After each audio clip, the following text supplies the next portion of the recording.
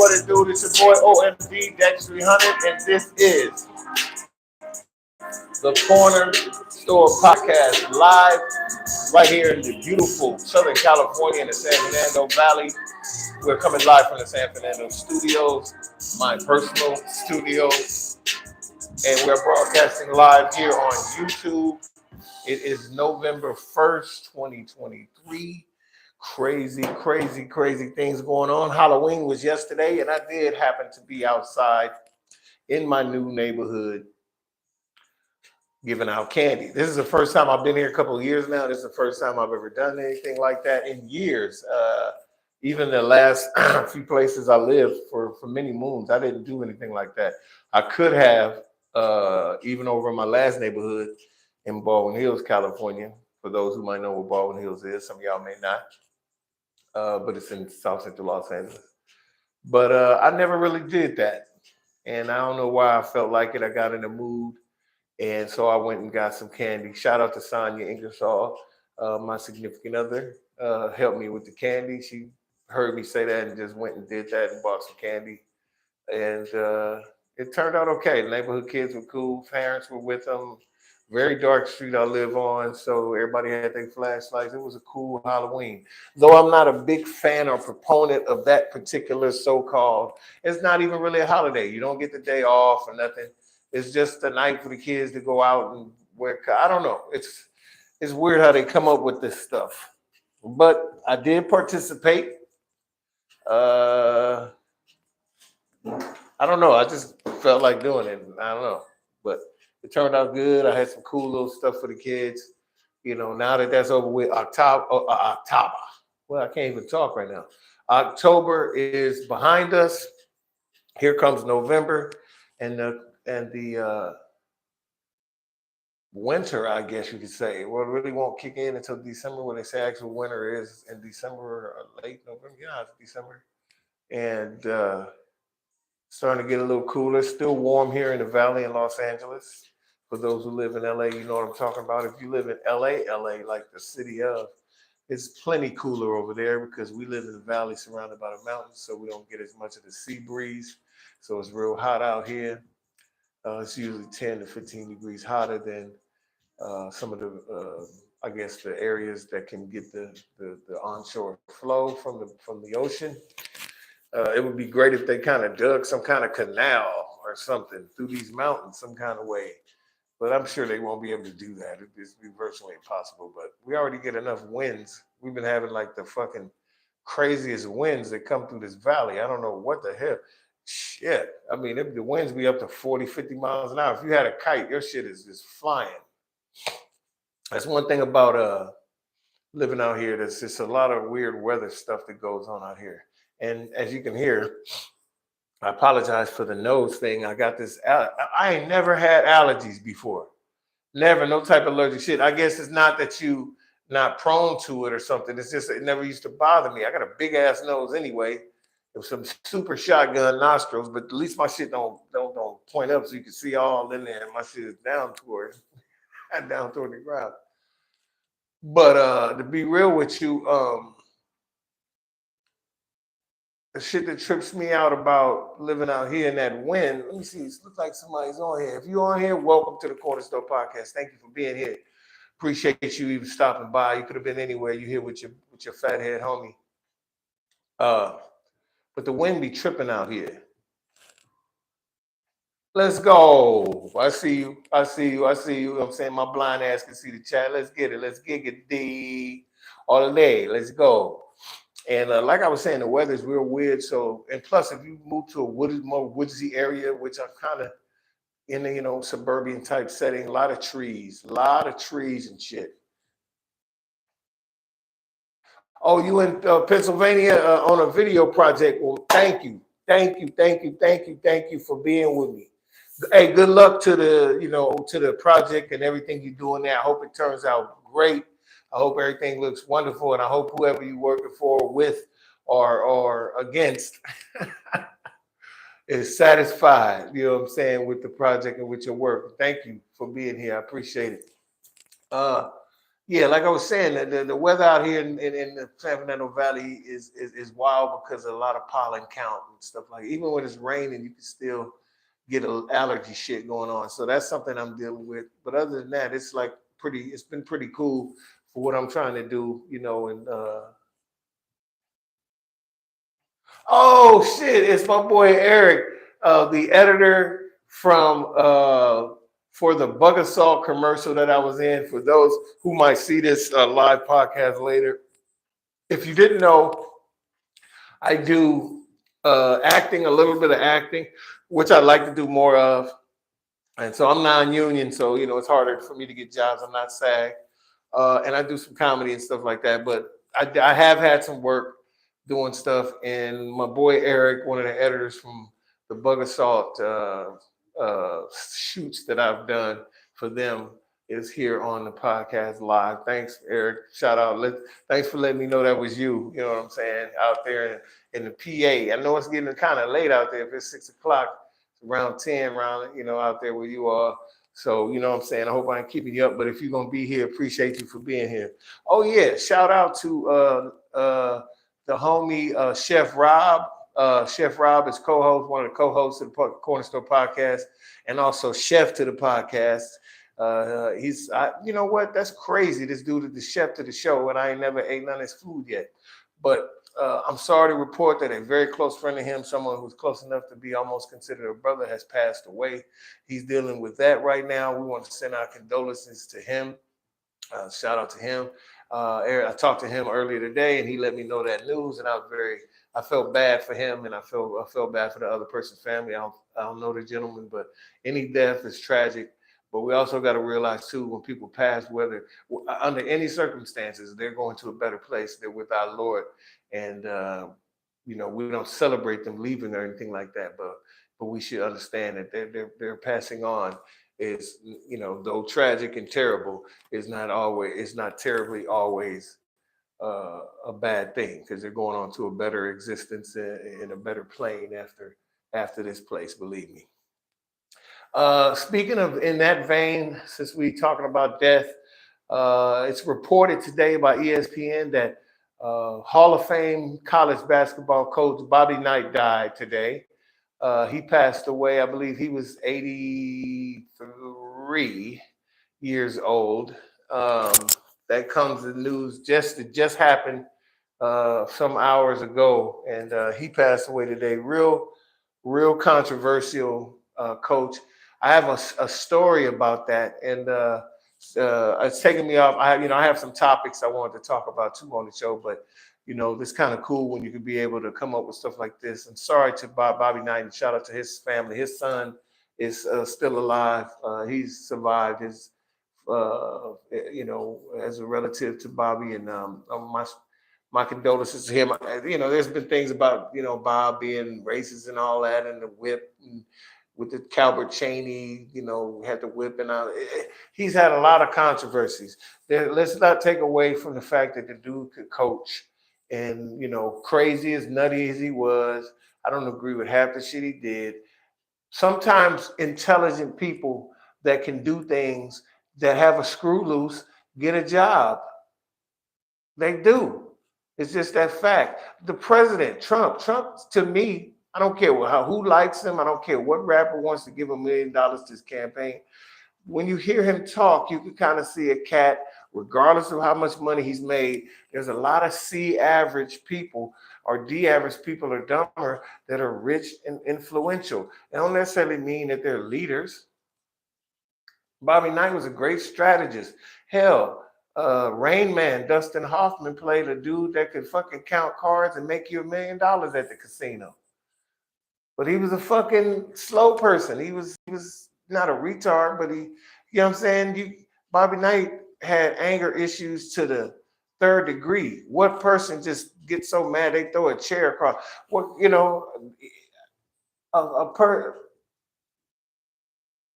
from the beach volleyball, her dad played for Coach Knight. Yeah, see, Eric's on the chat talking about Coach Knight, somebody that he knows was a beach volleyballer. Her and the young lady's father played for Coach Knight. Coach Knight was a nut. He was insane. But see, just because they produce and they get the kids, like the guy was a good X's and O's guy, but he was true. You know what I'm saying? And that's the reason why he ended up, at the end of his career, kind of shamed. He did come back to Indiana and they paraded him around. A lot of the old players came there and celebrated him. But it shouldn't have ended the way it did. He should have been there the whole career like Krzyzewski. And you know what I'm saying, and left there, da da da. But see, sometimes people ain't in their right head. Well, rest in peace, Coach Knight. I'm trying to put a negative spin on your passing because you were great. Oh, by the way, I'm sorry, I did have a story to tell. Back in 1984, this was after I got out of high school too. It was the summer of when I graduated high school.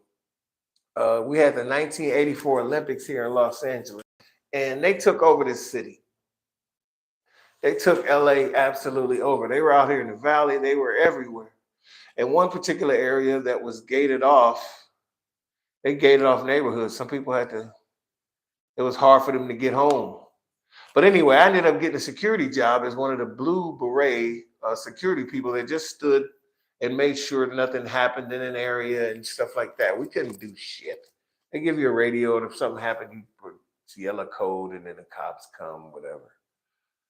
But I was so enamored where they had posted me. I was at Floral and Webb Tower. There's two towers right there on the USC campus, which are dormitories.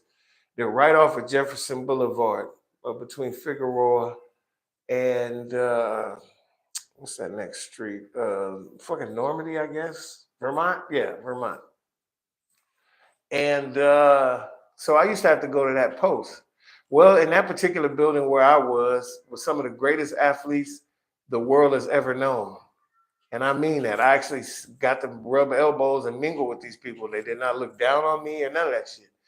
People like Carl Lewis, Mark Breland, Pernell Whitaker, Patrick Ewing, Wayman Tisdale, Michael Jordan, Jeff Turner, Sam Perkins, all these people. Synchronized swimmer, Tracy Ruiz. Who else? Goddamn everybody. Holyfield came through there one day because he was boxing as a cruiserweight. That was the first time I ever heard of him back in '84. I've been around a long time, but the story I want to tell is one day I decided to, because we had these badges, and when you go through the checkpoint, they had these little guns. This was back in the day. Scantron and shit was so new. We had never seen nothing. We knew it was something spectacular if you could take a wine and go beep beep beep. We had never seen no shit like that. They wasn't checking people's food out at the store doing that yet either in '84. They was still ringing your shit up, like look at the price and ring it up. So that beep shit tripped me out. But anyway, I took off work. I went and bought a Los Angeles LA Olympics sweatsuit with the LA Olympics hat. Like I basically looked like, even though I was off work and I wasn't in that tan uniform, that security uniform, I was in all of this garb with all them buttons and shit on my hat, and I had my badge from when I come to work regularly. So they just let me in. So I'm hanging around. I want to hang out with some of these people and talk to them and pick their brain. And so I went where I normally hung out, and some of the guards was there. They said, "Oh, what you doing?" I'm like, "Yeah, man." He's like, "Bro, don't let the supervisor see you, man. Don't let the super, because you're not supposed to be here off work. That's one of the rules." I said, "Yeah, man, but I'm trying to hang out and see, get an autograph from Michael Jordan." Da, da, da. Man, as soon as I was talking to him, Michael Jordan, George Raveling, Vern Fleming, I think the guard, I think he went to Georgia, and a couple other players and those coaches start walking out the building, and I just start following them. And I think a few other people was following them too, because Mike wasn't even in the league yet. He was still just getting out of college. And I got to talk to Coach Raveling as they were walking, and it was cool. But I don't know why, but after a while, I was walking down the quad with them. I started feeling like I'm a weirdo. I'm like, I'm not really with these guys. So I kind of peeled off and just, walked away. But I actually got a chance to walk around with Coach Knight a little bit on the campus and with Michael Jordan. So I thought that was really, really cool. You know what I mean? So I've actually, hung around with one of the greatest that ever do it. at least for a minute. We may not have been like buddies or nothing, but he did acknowledge me and said, "What's up?" which I thought was real cool. Staying on the same vein, which is horrible, actor Matthew Perry from Friends fame, from the show Friends, passed away. It looked like it was some mysterious circumstances at first, but turns out he just supposedly drowned in his hot tub. But there are some conspiracy theories going on out there surrounding his death. So much so that people are trying to say, was it some type of a sacrifice, ritualistic sacrifice? As usual, you hear this stuff all the time. But the evidence from this one particular guy that I was watching on the video, who happens, I forget what his credentials are, so I can't really say to give him his credibility or no. But this particular dude said that Matthew Perry was killed in some way and that he might have been in some type of a cult because it had a lot to do with all the symbolism that was around in his, his death area or wherever they call it, or it's not really even a crime scene if they ruled that he drowned in the hot tub. So I don't know. There's a lot of weird shit going. It wasn't like Matthew Perry was in no big TV show or doing a whole lot of big things and nothing like that, because he most certainly wasn't. I haven't seen him in nothing. But it's funny how these things happen. Somebody else just died too recently at 81. I'm trying to think, because if you notice, all of this shit happens in threes. I forget who it was who just passed away. Damn it, I wish I could think of that. I had talked about it. Hold on, let me see if I can find it in my notes, because I had talked about it on another podcast. No, that's definitely not it. It had to be recent too. Let's see here.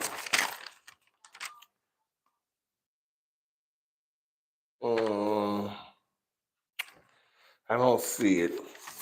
I don't think I have it here. But I talked about it. I think I for sure talked about it. You know what I'm saying? So Bobby Knight and Matthew Perry passed, and Matthew Perry's death, the circumstances is kind of shady, real shady. Moving on. This is an interesting story. This was reported by the Shade Room. And I don't really use any of these services. I'd rather just go get that shit myself. It just, pays to do that. And even then, you're taking a chance by going to the drive-thru. And even then, if you go inside this place, it ain't like you can see what they're doing behind the counter. And regardless of if you get treated right or if you go in and have an argument with anybody in there, these people do shit to your fucking food. They just do. So, 9 times out of 10, it's better to go ahead and just make your own goddamn dinner at home. And shit, food that you buy at the grocery store got byproducts and rat poison in it anyway, so your chances are better to eat at home, regardless of how the food might be. DoorDash warns that users are going to have delayed deliveries and delayed delivery times for not tipping. They're, making sure that if you're not one of the people that tip, that it's reflected on your profile. So when people, see that you are wanting to get some food or you made an order, they'll see that on the thing that you're not a tipper. You don't tip, and people are not going to take your order. That's pretty wild. I think that shit makes sense, to be honest with you, because if you're going to do that job, I know you're making this little money, supposedly doing the shit, but the tips is what really make it happen. Just imagine if you could get at least $5 to $10 every time you do an order. That's some good bread if you do 10, 15 orders a night. You know what I'm saying? I'm gonna call it a night. If you do 20 a night, you go out there and work about 4-5 hours and you get 20 in, and you get $5 or $10 on each one of those, now you winning. But people are so, well, and you got to take into consideration too, that people can't tip. Some people only got enough money to get the food, and that's it. That's why I tell you, motherfuckers, if you got somewhere where you can eat that's close and you ain't got no car, walk your ass down there and get your food. If you live in a bad neighborhood, I get it. You want it to be delivered. But shit, I don't know, man. It's kind of hard to say. These everybody doing bad, and I understand people getting mad because you don't tip when you at least tip them $2-3 if you can't do nothing. Because people broke. The people that don't tip be the people who can afford to eat, though. That's the thing. the people that ain't got no money always trying to give a little something to the people because they understand the value of $1. That's why they give. I know that's what I did when I lived in the hood and was broke. If I ordered a pizza and they come over there, if it was some change or something, I get a nigga a couple of dollars. I'm like, man, I ain't got that much here. See, because we understand that. We would want that to be something people would do for us if, you know what I'm saying, we was out there. You know what I'm saying? So I hear whatever. That's how it is. This whole world's crazy, man. Now, this one is a real crazy story because it saddens me and it makes me feel like the world has lost its mind. There's a lot of things that make me feel like that. But this particular situation I'm about to talk about definitely makes me feel like the world is crazy. Marcus Jordan, the son of Michael Jordan, NBA Hall of Famer and greatest player of all time to me, Michael Jordan says, Marcus Jordan says, I'm saying, he's going to marry Scottie Pippen's ex-wife, Larsa Pippen. This chick is 25 years his senior, and he's finna wife her. And she's been passed around like some survival food by 6 men on a raft in the middle of the ocean. That's how much she's been passed around. Sorry, bro, I ain't trying to front on your new betrothed, your wife-to-be, but she be out there in them streets popping off. Now, he's finna marry this chick. He finna wife her. You can't make no hoe into no housewife. I don't care how much she done been cutting up fruit for you in the morning, feeding you grapes in the bed, rubbing your belly when you watching Netflix. She is going to have a wandering coochie. That's just my opinion. So this story is about his son warning Michael Jordan to make a toast at their wedding. I don't know if this shit is for clout or not. I don't know. I have no clue. I don't do this podcast for clout. Obviously, I don't, or I'd be popping right now. I would have been and did something to pay to do something to pay. So with that said, what the fuck is this? Is this really true love? Is this man truly in love with his father's ex-co-worker's ex-wife? This world is going crazy. It's going crazy. He actually asked his father to give his blessing on this situation. This is reported by the Shade Room. That's crazy, man. I don't know what to say. All I know is this. Life, like, I'm quoting Tom Hanks playing Forrest Gump. Life is like a box of chocolates. You never know what you're gonna get. He couldn't have been more. I couldn't have understood that now more than anything. Especially with Will and Jada and the emasculation of that man with recently somebody said, who was this that said that? I like her too. I can't think of her name right now. But she's an actress that says she can't have no dude or be with no man if he can't take care of everything. Every expense that they have. Now, if it's a dude out there that's got enough bread to do that, I get it. So you willing to cut out every other man out there in the world for love because of finances. That's the world we live in. That's why I say the world has gone crazy. Women supposedly want to make more than men, but most of the women out there got more money than men. They want it all. If women could grow a penis on the side of their leg, they could twist and put in their coochie, they'll bone themselves.